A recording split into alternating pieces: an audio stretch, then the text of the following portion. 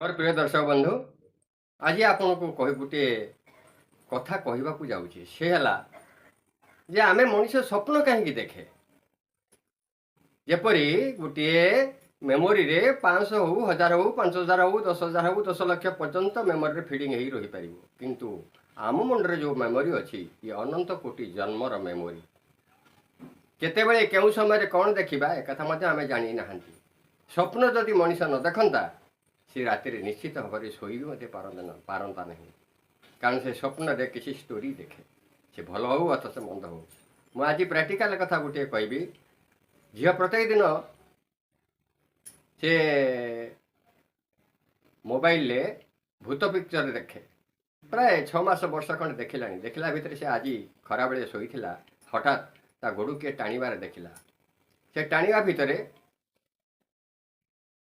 ସେ ମହାମୃତ୍ୟୁଞ୍ଜୟ ମନ୍ତ୍ରଟି ଅଧ୍ୟୟନ କଲା ପରେ ସେ ଭୟଟା ଦୂର ହୋଇଗଲା।